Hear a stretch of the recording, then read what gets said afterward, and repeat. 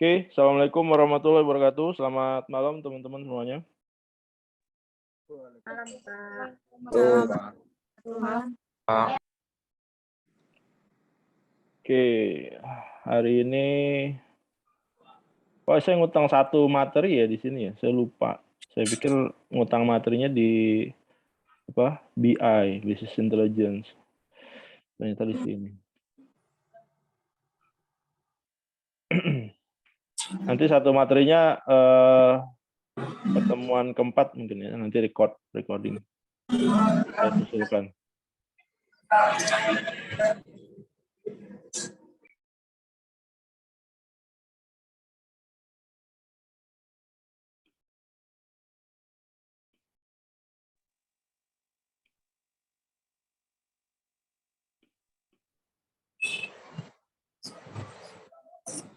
Oke, teman-teman nih masuk materi kita yang ketiga. Saya ngutang satu sesi ya buat sesi 4 nanti insya Allah akan saya buat recordingnya.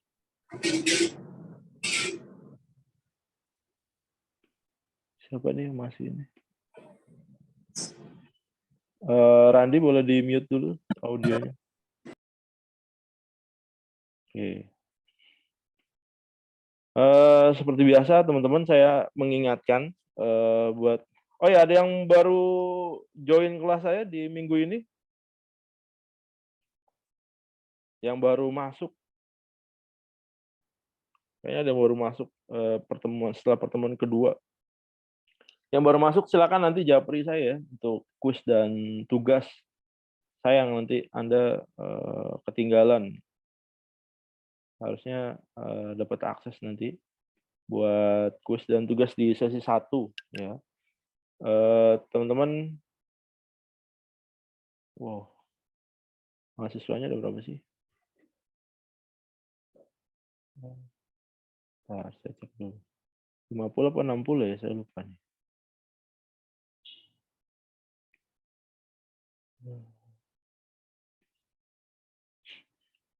Testing, 53. Oke, 53 yang ngerjain kuis 40.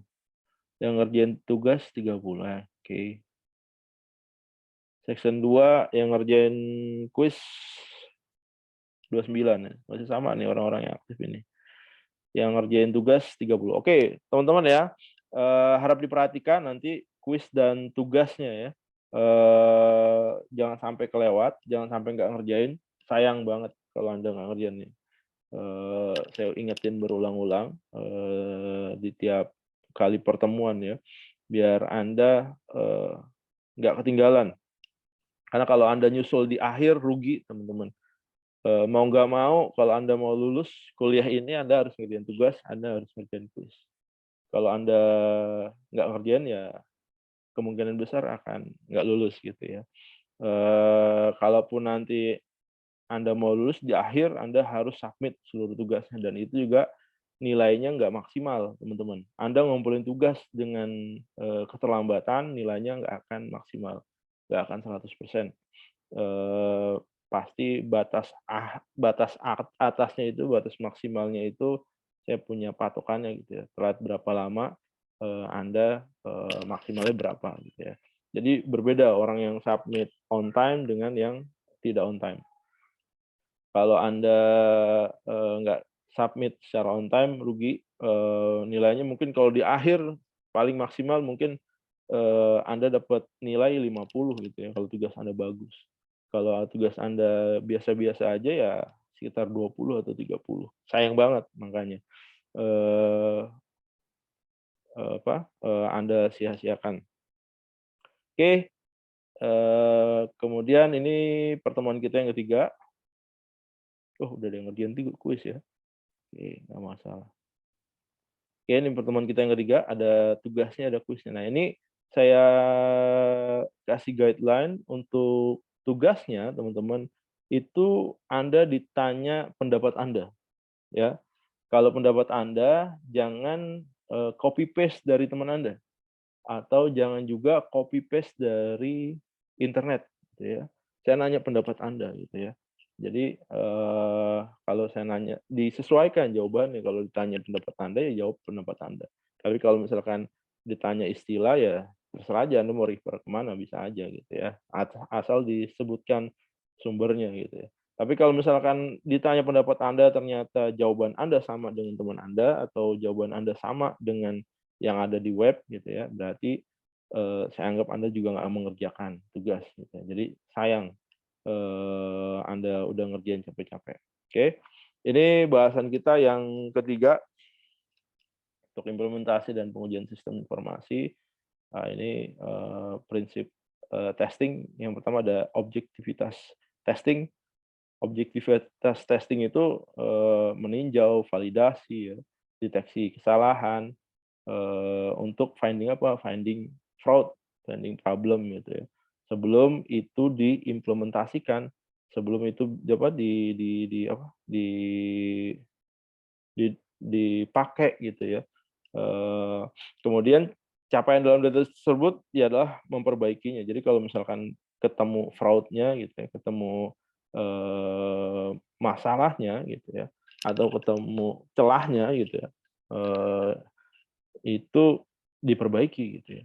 Apakah setelah sistem itu jalan smooth gitu ya, udah jalan normal, melayani transaksi, nggak ada masalah gitu ya. Apakah tidak diperlukan tes? Tentu enggak ya, teman-teman ya.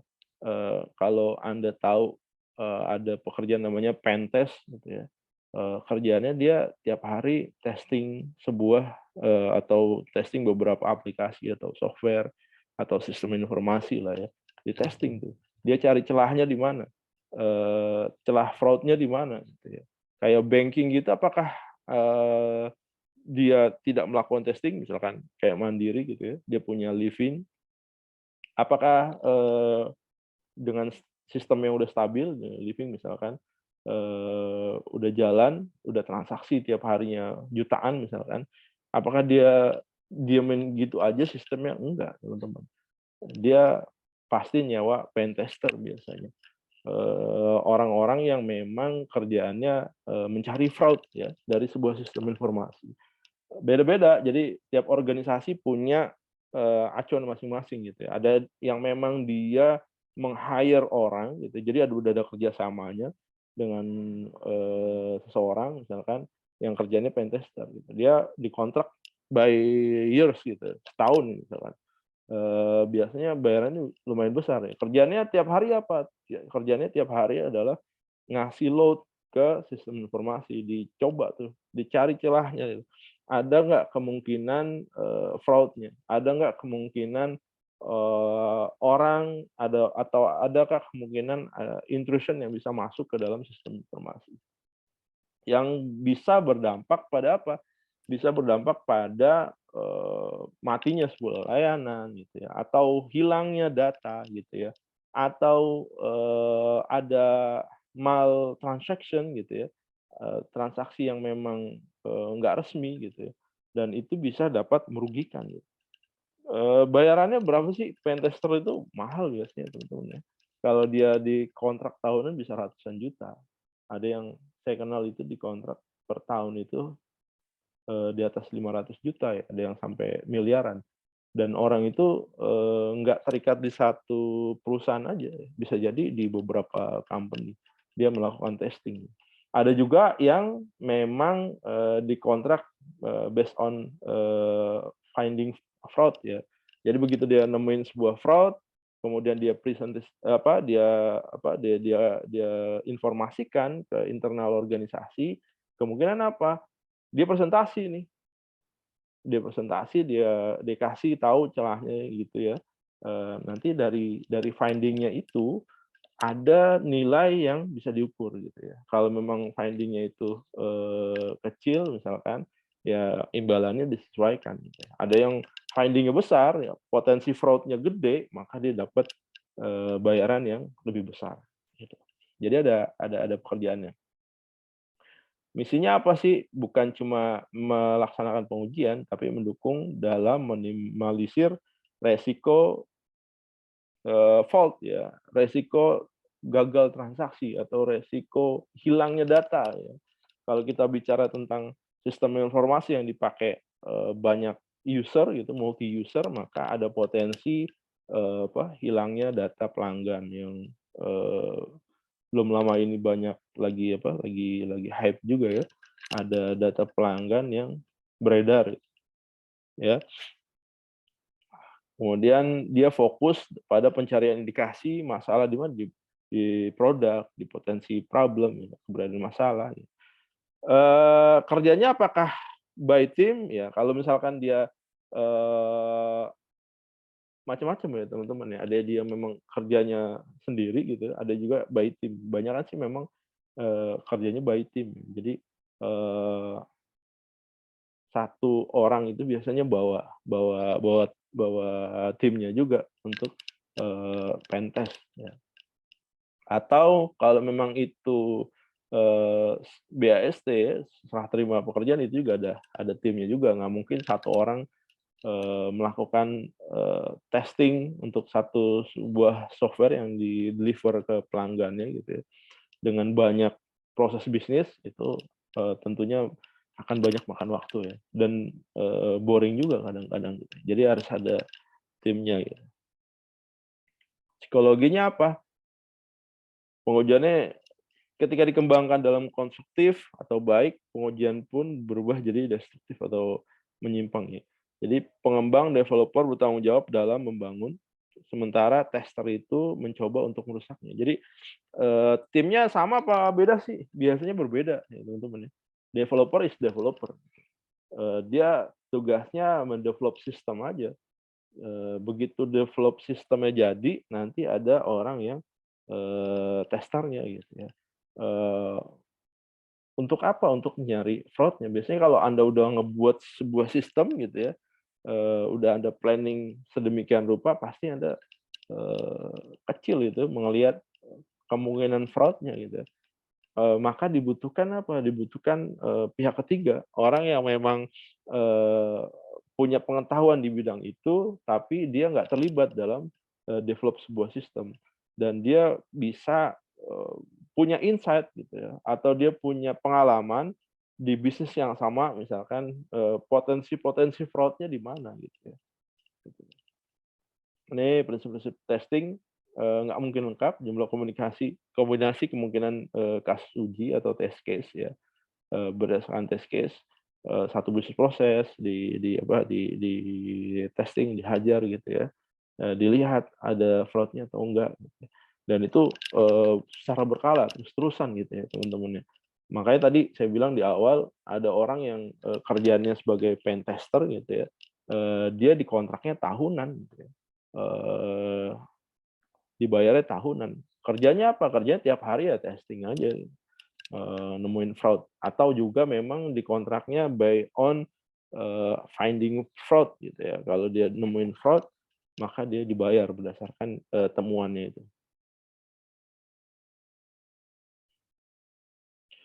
Nah, ada persepsi yang nggak benar nih mengenai testing. Yang pertama, testing mudah dilakukan ya. Nggak juga ya teman-teman ya. Anda harus mencoba memahami proses bisnis dari sebuah sistem gitu ya. Kalau memang Anda nggak paham tentang proses bisnis dari sebuah sistem, mustahil Anda bisa melakukan testing. Mustahil Anda bisa memprediksi di mana potensi-potensi fraud akan terjadi.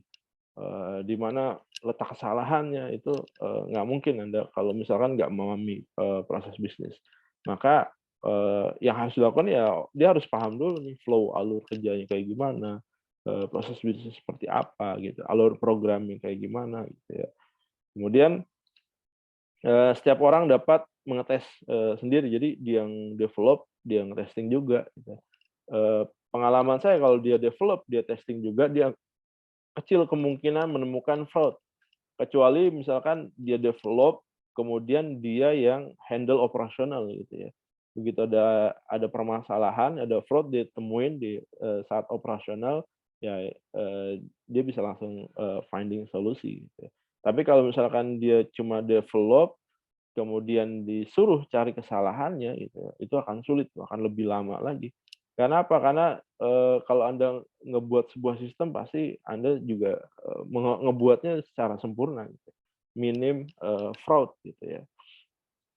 Kemudian yang ketiga, nggak perlu training atau pengalaman, salah juga gitu ya.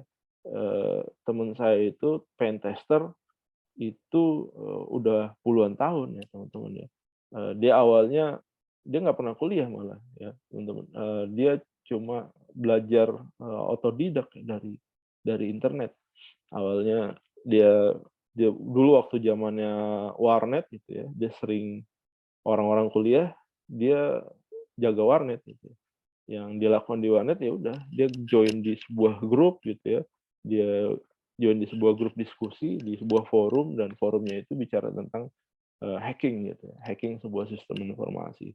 Dari situ dia belajar gitu ya, dia belajar tiap hari dan dia testing di beberapa software atau di beberapa sistem informasi gitu ya, belajar menemukan fraud gitu ya. Dari pengalaman dia tiap hari bertahun-tahun gitu ya, akhirnya dia sekarang punya pengalaman gitu ya. Jadi, eee, kalau dibilang nggak perlu training ya nggak mungkin juga, nggak perlu pengalaman ya nggak mungkin juga gitu.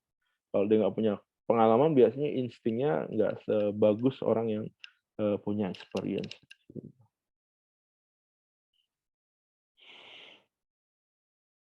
Nah, ini elemen-elemen yang dibutuhkan agar pengujian dapat, berjalan, yang tadi, yang pertama ya, pengetahuan bisnis.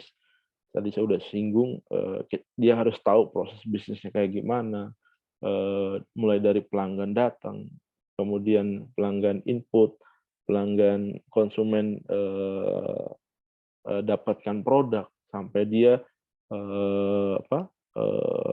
memberikan komentar misalnya, kayak gitu. Dia harus tahu flow-nya tuh. Kalau dia nggak tahu flow-nya, mustahil dia bisa, memprediksi fraud-nya di mana. Kemudian yang kedua, pasti metodologi testing ya. Dia punya metodologi. Setiap pentester biasanya punya metode masing-masing, teman-teman. Apa yang harus dicoba dulu, apa yang harus di-try, dulu yang mana gitu ya. Dia punya metodenya masing-masing. Kemudian nih, metode itu biasanya dari pengalaman, bisa dari teori ya, atau bisa dia implemented dari apa, ada orang yang mengimplementasikan itu, kemudian dia belajar gitu ya. Tapi kebanyakan dari pengalaman gitu ya. Jadi dia, pengalaman, untuk pentester di sebuah sistem informasi itu, biasanya yang dilakukan seperti apa gitu ya, langkah-langkah yang paling efektif untuk menemukan fraud. Yang keempat adalah kreativitas gitu. Begitu dia ngelihat proses bisnisnya, alurnya gitu ya, dia harus kreatif nih, kreatif mencari, celah, kreatif untuk mencari, titik-titik, fraud-nya gitu ya. Nah, ini pengujian biasanya dibagi per fase. Kalau ini dalam, tahapan pengembangan ya, jadi satu fase biasanya kalau, kita develop sebuah software, per part kita bikin gitu ya. Nah, per fase itu kita kita testing juga gitu. Aspek utama pengujian ya, yang pertama adalah resource ya, yang diperlukan, dalam, pengujian ya. Kemudian ada cost-nya, biayanya berapa banyak yang harus dikeluarkan untuk, menguji sebuah, sistem informasi. Kemudian yang ketiga, potensi fraud atau defect ya. Yang keempat, biaya yang ditimbulkan oleh kerusakan atau ketidaksempurnaan ya. Nanti biasanya ini, kalau yang tadi saya bilang tuh, kalau yang dia dibayarkan based on finding fraud-nya gitu ya, maka dilihat nih, potensi kerugian bagi organisasi berapa besar gitu. Biasanya ada apa, ada acuan nominalnya tuh. Kalau, di tahapan ini Anda dapat berapa juta, tahapan ini berapa juta, tahapan ini berapa juta gitu ya. Dan rata-rata seperti itu. Jadi apakah, ada lowongan misalkan, ada nggak sih perusahaan yang, buka lowongan pentester? Ada ya teman-teman, tapi kebanyakan, orang yang terikat kontrak di sebuah perusahaan untuk melakukan pentester itu adalah, awalnya dia melakukan tester mandiri ya teman-teman. Jadi ada sebuah sistem gitu ya, kemudian dia coba testing, cari fraud-nya di mana gitu. setelah didapetin fraud-nya, dia kasih tahu tuh kepada siapa? Dia kasih tahu kepada orang yang bertanggung jawab di sana, misalkan IT manajernya gitu ya, atau GM-nya, atau VP-nya, IT VP-nya, atau CIO-nya, dikasih tahu tuh. Sistem Anda ada kelemahan yang menyebabkan orang bisa mendapatkan data pelanggan, atau di sistem Anda ada kelemahan yang bisa menyebabkan dana nasabah Anda berpindah nih dari satu nasabah ke nasabah yang lain. Nanti dari informasi tersebut biasanya organisasi-organisasi yang peduli tentang security itu biasanya di-invite tuh kita tuh ya. Bener nggak temuannya itu gitu ya. Nah, nanti di-invite misalkan Anda ngasih tahu nih, gue bisa mindahin nih saldo dari pelanggan A ke pelanggan B gitu ya, tanpa diketahui oleh sistem gitu ya. Nanti diundang, di-finding, coba lu buktiin gitu ya. Coba pindahin saldo si A ke saldo si B. Nanti dibuktiin, ternyata terbukti, nah nanti di situ tinggal nego tuh value-nya berapa gitu ya. Reward-nya berapa biasanya ngomongnya reward. Reward-nya berapa? Ataukah memang dari finding itu ternyata perusahaan bisa melakukan kontrak gitu. Selama 1 tahun lo harus testing sistem gue nih daily gitu. Pokoknya jangan sampai ada fraud gitu. Resikonya apa kalau misalkan ada fraud kemudian Anda nggak berhasil temuin, kemudian ditemuin sama orang lain, berarti Anda dipecat nanti. Ada disclaimer-nya juga gitu ya. Jadi memang Anda harus melakukan benar-benar melakukan testing ya dari sebuah software.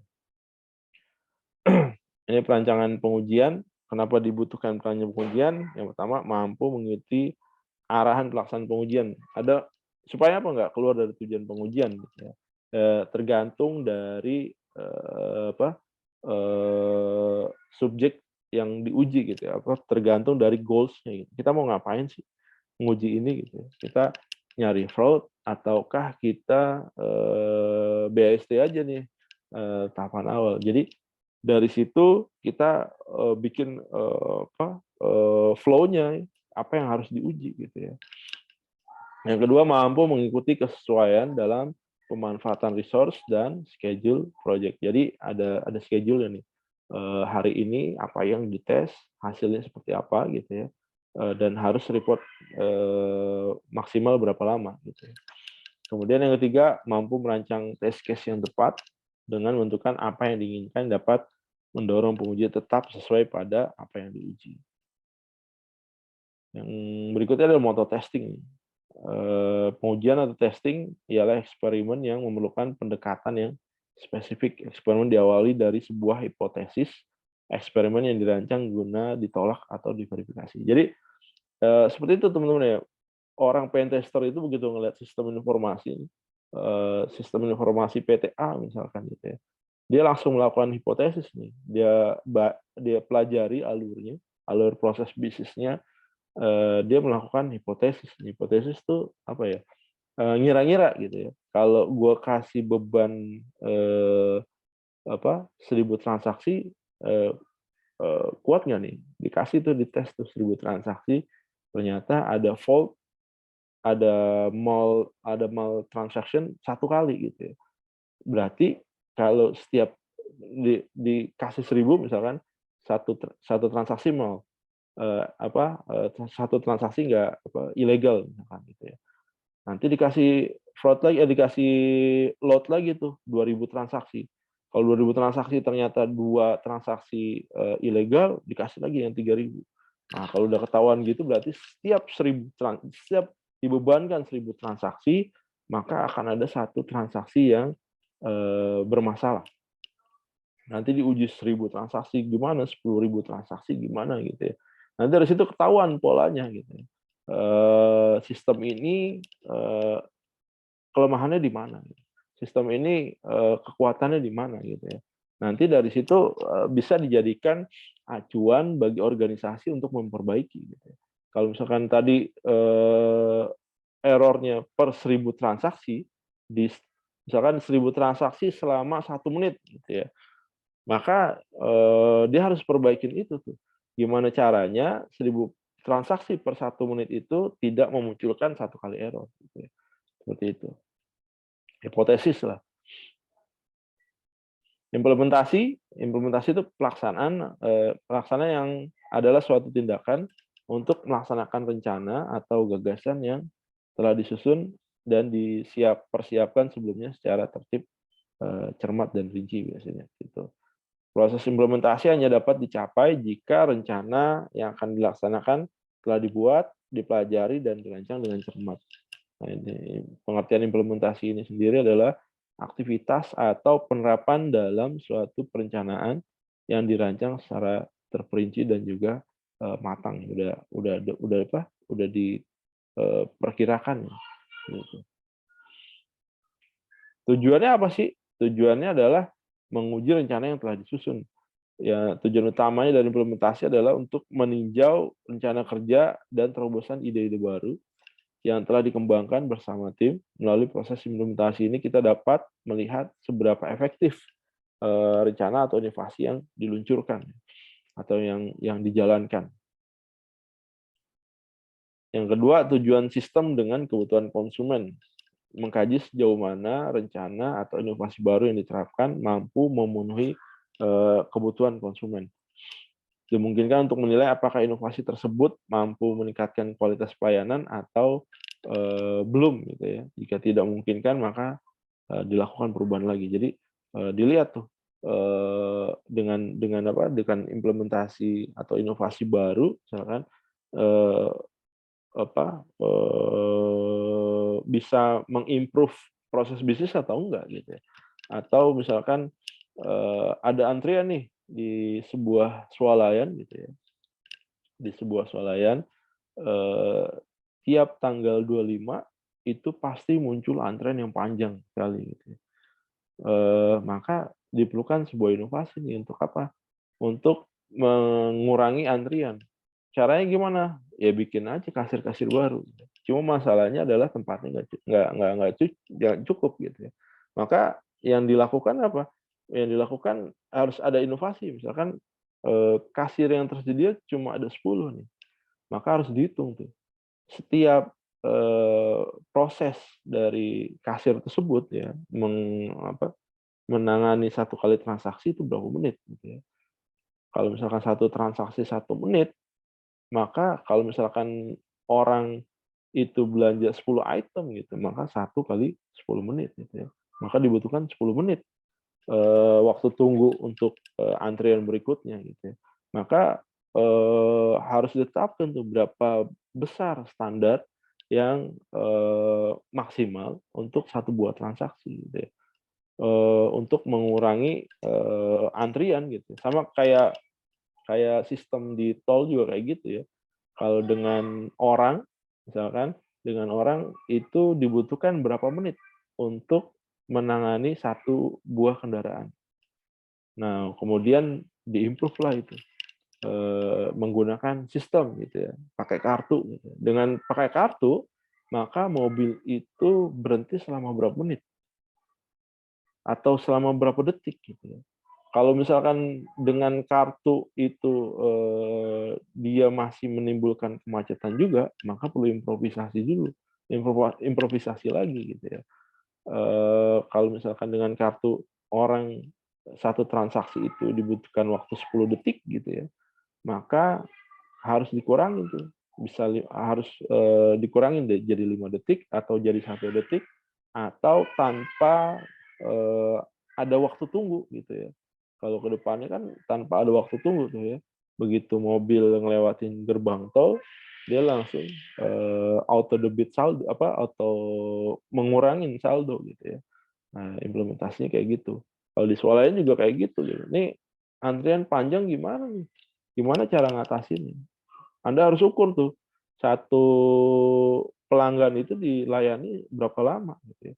Misalkan dari dia ngambil barang dari keranjang, ditaruh di meja kerjanya dia, kemudian di scanning pakai infrared, itu dibutuhkan waktu berapa detik. Maka Anda harus melakukan proses improvisasi di situ gitu ya. Usahakan lebih cepat lagi gitu ya. Atau orang nggak perlu lagi si kasirnya itu sampai ngelurus-lurusin apa, plastiknya itu ya, supaya apa, infrared bisa langsung baca gitu. Kalau bisa begitu dia cuma lewat gitu aja udah langsung, scanning gitu, begitu lewat langsung keluar harganya, langsung keluar harganya gitu. Jadi orang apa, kasir itu nggak perlu lagi, banyak melakukan effort di sana, atau kasir cukup cukup, masukin ke keranjang belanjanya, pelanggan gitu ya. Begitu dia masukin langsung keluar tuh price-nya. Nah itu, gitu. Inovasi. Yang ketiga, dokumentasi sistem.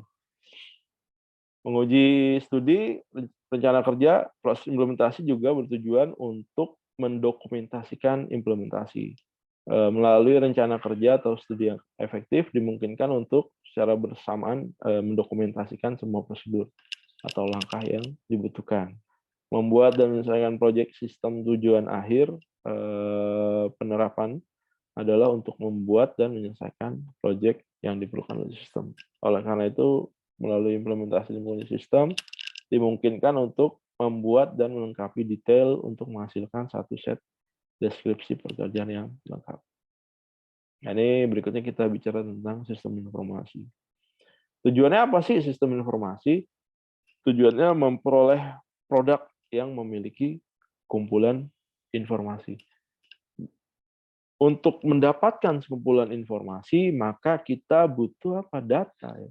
Data apa? Kalau informasinya mau valid, maka datanya juga harus sesuai dan harus valid, gitu ya. Sekarang beberapa tahun terakhir kita terbiasa ya dengan istilah hoax, gitu ya. Kalau hoax itu informasinya hoax, berarti datanya nggak sesuai dan nggak valid. Gitu. Itu berangkatnya dari situ. Gitu. Jadi apa yang perlu diperhatikan untuk mendapatkan data yang sesuai dan yang valid? Yang pertama adalah relevansi. Relevansi ya. Data wajib tepat sasaran.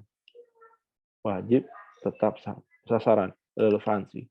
Yang kedua, timelines ya, efisien dan tepat waktu. Misalkan ada data banjir gitu ya. Ini lagi banyak musim hujan ya. Banjir yang terjadi di Jakarta gitu ya. Kemudian masuklah dia diolah di situs media misalkan gitu ya. Kemudian dijadikanlah sebuah artikel, masuklah dia sebagai sebuah informasi yang akan dibaca oleh pembaca berita di website. Gitu ya. Itu kan udah jadi sebuah informasi. Awalnya adalah data banjir, bisa berupa picture, bisa berupa apa video gitu ya. Begitu naik, ternyata informasi yang disajikan salah gitu ya. Ada banjir di kawasan A gitu ya. Ternyata kawasan A nggak banjir. Masalahnya di mana? Masalahnya boleh jadi datanya nggak valid, datanya nggak relevan, gitu ya. Waktunya nggak sesuai gitu. Ya. Mungkin gambarnya benar, banjir di lokasi A, atau fotonya benar, atau videonya benar, banjir di lokasi A. Tapi kejadiannya apa? Kejadiannya 5 tahun yang lalu, atau 10 tahun yang lalu, atau 20 tahun yang lalu. Gitu. Ya. Nah itu informasi yang salah berasal dari apa? Data yang nggak sesuai dan yang nggak valid. Data yang nggak tepat sasaran, yang nggak waktunya nggak sesuai, dan nggak akurat. Jadi, untuk mendapatkan data yang valid ada 3 aspek yang harus kita perhatikan. Relevansi, timeline, sama akurat. Ya. Fungsinya apa sih sebuah sistem informasi? Fungsi dari sebuah sistem informasi yang pertama adalah meningkatkan produktivitas kerja. Bisa satu unit atau bisa seluruh organisasi. Gitu. Makanya kalau ada mahasiswa datang ke saya, Pak saya mau bikin skripsi, membuat sistem informasi. Yang pertama saya tanyain apa? Yang pertama saya tanyain adalah masalahnya apa? Masalah yang ada di case study kamu apa? Sehingga dibutuhkan sebuah sistem informasi. Masalahnya adalah prosesnya manual, Pak. Manual masalah atau bukan? Bukan gitu, teman-teman. Manual itu nggak selamanya manual itu masalah. Gitu. Tukang gado-gado manual itu nggak ada masalah. Tiap hari dia bisa untung, kemudian dia bisa berangkat haji, gitu. Dia bisa nyekolahin anaknya sampai S3, nggak ada masalah dari proses manual. Gitu.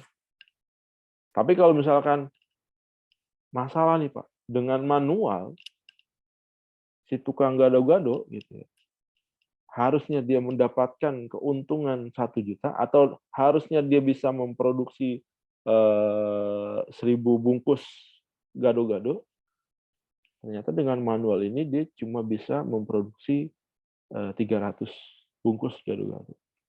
Nah itu masalah, teman-teman. Maka yang diperlukan apa? Ya solusi atas sebuah masalah. Kalau manualnya itu yang menyebabkan produktivitas terhambat, maka diperlukan sebuah sistem atau diperlukan sebuah terobosan yang bisa menghilangkan proses bisnis yang manual tersebut. Bisa sebuah sistem informasi atau bisa juga proses kerjanya direview kembali. Gitu ya. Kalau misalkan dibutuhkan sebuah sistem informasi ya dibuat. Gitu. Tujuannya apa? Tujuannya bisa meningkatkan produktivitas kerja. Gitu. Yang kedua apa? Yang kedua meningkatkan kualitas dan pengalaman dalam manajemen sebuah sistem informasi dengan logis dan kualitas dan pengalaman. Yang ketiga bisa memberikan kemudahan dengan adanya sistem informasi ini. Ya, contohnya misalkan kayak tadi ya. Kasir di supermarket gitu ya. Dengan adanya sistem informasi yang Anda buat gitu ya, kasir nggak perlu lagi nih ngelurus-ngelurusin plastik terus di-scan gitu ya. Kadang ada readernya itu yang nggak bisa langsung baca gitu, dia harus berkali-kali gitu. Bahkan kalau tulisannya itu udah berembun, misalnya, kalau mau beli es krim gitu, biasanya dielap dulu tuh, di-scan nggak bisa. Gitu. Ujung-ujungnya apa? Diketik sendiri si kasir. Nah, sistem informasi harus bisa memberikan kemudahan itu. Kalau bisa begitu si kasir yang ngangkat atau megang, misalkan kasir megang barang yang akan dibeli oleh pelanggan gitu ya, begitu dia megang, masukin ke kantong belanja si customer, udah langsung tuh sistem langsung nge-record data barang apa yang dibeli, yang dimasukin ke kantong, kemudian langsung keluar price-nya berapa gitu. Jadi nggak perlu proses 2 kali gitu. Kalau Anda sekarang ke supermarket kan gitu kan, pertama Anda ngantri, kemudian begitu ngantri, keranjang Anda isinya tuh ditumplekin ya, dikeluarin semuanya di meja kasir gitu ya. Terus kasir ngambilin tuh satu-satu, di-scanning satu-satu, ditaruh, scanning, taruh, scanning, taruh, scanning, taruh, scanning, taruh. Udah scanning taruh selesai, kalau ada yang bantuin di belakang ada 2 orang di kasir, yang satu lagi bisa ngerapin keranjang belanja konsumen. Tapi kalau dia cuma kerja sendiri, yang terjadi apa? Yang terjadi begitu dia selesai scanning dan keluar harganya, maka si kasir itu harus ngerapin. Ngerapin apa? Ngerapin barang yang ada di kantong belanja konsumen. Gitu ya. Kan 2 kali kerja. Kalau misalkan dengan scanning aja dia butuh waktu 3 detik, dengan masukin ke keranjang belanja dia butuh waktu berapa lama? 8 detik misalkan. Berarti untuk satu buah barang dia butuh proses 11 detik. Kalau dia belanja, konsumennya itu belanja 100 item, tinggal dikalikan aja. Berarti 11 detik dikalikan 100. Ya, berarti ada 1100 detik untuk satu pelanggan. Belum lagi proses pembayaran, cash atau pakai kartu. Pakai kartu butuh berapa detik atau butuh berapa menit gitu ya. Pakai cash butuh berapa menit gitu. Anda harus kalkulasi itu gitu. Nanti dari situ bisa Anda prediksi nih, oh berarti saya harus buat sebuah sistem yang bisa memudahkan kasir dan juga bisa menghemat waktu. Kalau dengan sistem yang lama dia butuh 1100 detik untuk melakukan transaksi gitu ya. maka dengan sistem yang saya tawarkan hanya butuh 500 detik atau hanya butuh 100 detik gitu. Hanya butuh 1 menit misalkan. Maka sistem informasi Anda layak tuh untuk dibuat. Itu punya fungsinya gitu. Tapi kalau Anda buat sebuah sistem hanya karena ini manual nih Pak. Terus dengan sistem Anda jadi otomatis? Iya, otomatis. Terus value-nya apa? Ningkatin produktivitas nggak? Sama aja produktivitas. Ningkatin kualitas dan pengalamannya? Enggak, sama aja. Memberikan kemudahan nggak buat pengguna? Enggak, sama aja. Terus buat apa sistem itu dibuat gitu ya? Yang keempat, meminimalisir serta menganalisa kemungkinan masalah kerugian dari sisi ekonomi. Ini bergantung dari sistem informasinya. Ya biasanya dengan sistem informasi itu pasti meminimalisir kerugian. Gitu. Potensi fraud itu pasti bisa dikurangin gitu ya dengan sistem informasi. Karena apa? Karena semua transaksi itu terrecord ya dengan baik di sistem. Kalau misalkan ada penyimpangan sedikit pun gitu ya, maka itu akan tercatat, ya, recordnya bagus. Gitu. Once itu bermasalah, tinggal di trace saja. Masalahnya di mana?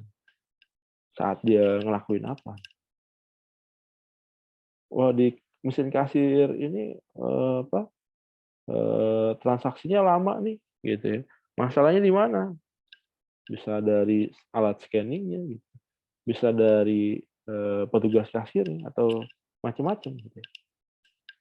Yang kelima, mampu menjangkau tujuan pada organisasi atau perusahaan dengan cepat sesuai dengan dukungan data yang dapat dipercaya. Tujuan organisasi pasti gitu ya. Setiap kebijakan sistem informasi harus mendukung tujuan bisnis dari organisasi. Anda buat sistem informasi untuk sebuah perusahaan, tapi itu bertentangan dengan tujuan bisnis organisasi, ya nggak akan pakai, gitu. Nggak akan pakai. Oke, lanjut. Nah ini implementasi sistem informasi. Yang pertama, ya Anda udah well known ya, karena di eranya Anda udah well known, e-commerce, gitu ya. Pasti semua dari Anda sudah pernah transaksi di e-commerce, gitu ya. Entah itu Shopee, Tokopedia, Bukalapak, Lazada, dan segala macam. Ya. Kemudian ada e-learning. Anda juga sudah menggunakan e-learning. Ya. Ini juga medianya pakai e-learning ya. e-learning.inaba.ac.id. Dan Anda sudah well known. Dulu waktu saya ngajar ya 5 tahun yang lalu, nggak memungkinkan kondisi seperti ini. Gitu. Anda nyimak di mana, kemudian saya nerangin di mana, gitu ya, nggak akan ketemu. Gitu. Karena apa? Nggak ada sistemnya, gitu, teman-teman. Harus ketemu, gitu. Kalau Anda mau dapetin kuliah saya, Anda harus datang ke kelas saya. Gitu. Anda harus hadir di lokasi. Gitu. Tapi kalau sekarang gimana? Kalau sekarang nggak dibutuhkan. Kalau sekarang nggak perlu Anda hadir. Kecuali nanti kita akan buka sesi hybrid class ya. Kemungkinan nanti sekalian aja ya. Di pertemuan ke-6 ya, kemungkinan besar saya akan buka hybrid. Saya akan datang ke kampus bagi Anda teman-teman yang kangen sama kampus atau belum pernah ngerasain kuliah di kampus gitu ya. Karena dari awal daftarnya selalu online, silakan datang aja gitu ya. Tapi bagi Anda yang nggak bisa datang, bisa tetap menyaksikan bisa tetap ikut kuliah secara online. Oke, e-learning. Yang ketiga, Fleet Management System ya, atau FMS. Sistem informasi yang bermanfaat dalam proses monitoring armada logistik, ya. Pengiriman barang agar proses tracking lebih terpusat dan sistematis. Bayangin aja teman-teman ya, di era sekarang e-commerce, kemudian Anda nggak bisa nge-track barang Anda ada di mana gitu. Kira-kira akan semaju hari ini nggak e-commerce? Saya rasa nggak nggak akan semaju hari ini gitu. Fungsi tracking ini sangat bermanfaat ya teman-teman. Kalau Anda beli barang kan, udah berapa hari nih? Harusnya hari ini nyampe nih, gitu ya. Anda tinggal pilih track aja tuh, tracking. Anda bisa tahu tuh barang Anda ada di mana. Atau nih Anda udah pesan barang, hari ini harus sudah nyampe nih, gitu ya. Atau barang Anda harusnya minggu lalu udah nyampe nih, hari ini sampai hari ini kok belum nyampe-nyampe. Begitu Anda tracking, loh ternyata masih ada di gudang nih, gudang apa delivery nih, belum dikirim ke rumah saya. Tinggal telepon aja tuh, layanan logistiknya. Ini barang saya kok belum nyampe. Saya pernah ngalamin gitu ya teman-teman. Ini barang saya kok nggak nyampe-nyampe. Udah berapa hari gitu ya. Saya lakukan tracking, ternyata di gudang dekat rumah saya. Berarti kemungkinan besar barang saya nih nggak ke bawah. Ternyata benar gitu. Di telepon, ternyata barang saya ada di bawah posisinya. Begitu dia masuk, barang saya tetap di bawah, jadi nggak ke bawah-bawah gitu. Begitu saya telepon, dicari barangnya ada, langsung dianterin. Ini fungsinya tracking. Yang berikutnya ada, ini salah ya, KMS ya, bukan FMS nih. KMS, Knowledge Work System ya, KWS. Atau banyak organisasi kenal ini sebagai KMS, Knowledge Management System. Ya. Fungsinya apa? Dia bisa kelola knowledge. Gitu. Ada kantor gitu ya, yang mewajibkan karyawannya saat dia melakukan aktivitas tiap harinya gitu ya, dia harus masukin kegiatannya. Kalau hari ini kerjanya apa misalkan ya, dia tulis tuh tahapannya apa. Tahapan pertama apa yang dia harus lakukan, tahapan kedua, tahapan ketiga, dari start sampai end dia tulis semua ke dalam sebuah sistem namanya knowledge management system. Fungsinya apa knowledge management system gitu ya? Sebenarnya masalah klasik gitu ya. Ada organisasi yang punya permasalahan dengan karyawan. Ada karyawan-karyawan yang memang dia punya posisi kunci gitu ya. Dia nge-hold megang bisnis dari sebuah perusahaan tersebut gitu ya. Jadi perusahaan ini bergantung sama orang ini. Kalau misalkan orang ini resign, bisnis berhenti. Kalau orang ini keluar, bisnis berhenti.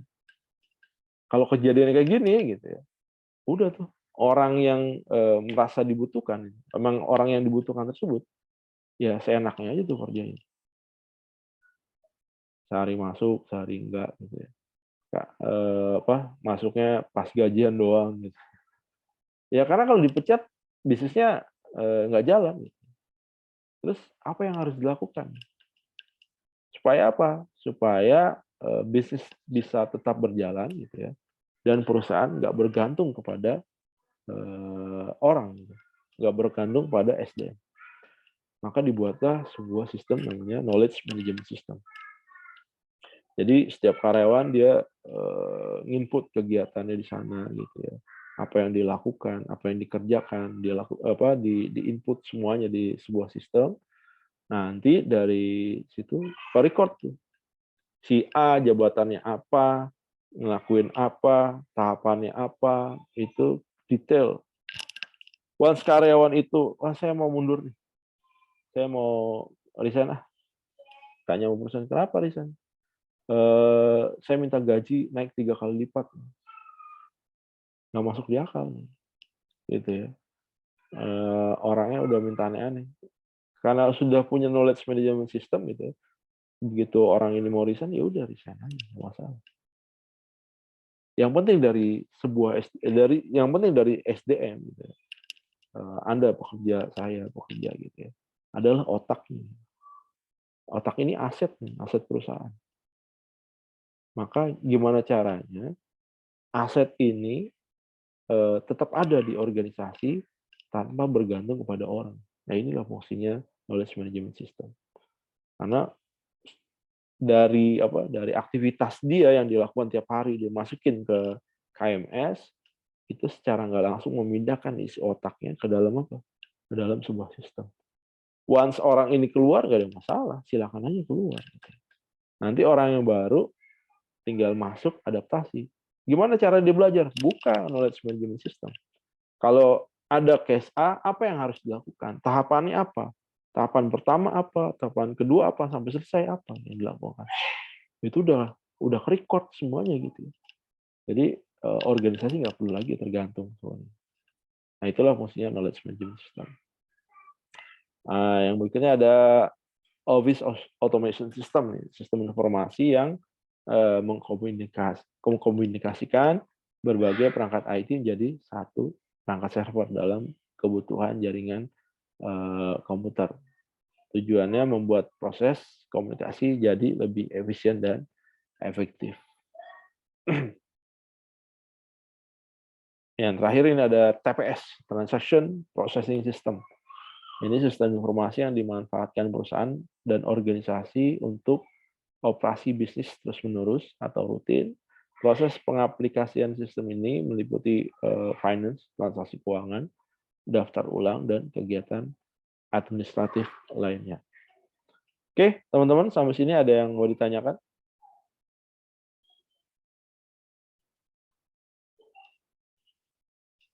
Sampai sini ada yang mau ditanyakan? Silakan.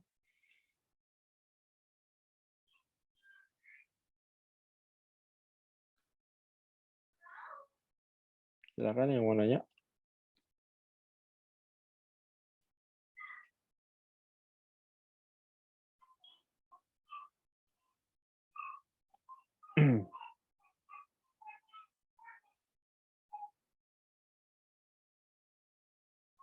Oke, nggak ada yang mau nanya? Kalau nggak ada yang mau nanya, berarti saya ngasih pertanyaan ya. Nanti buat Anda masukkan di kolom komentar video YouTube-nya nanti ya. Oke, pertanyaannya adalah untuk kuliah hari ini,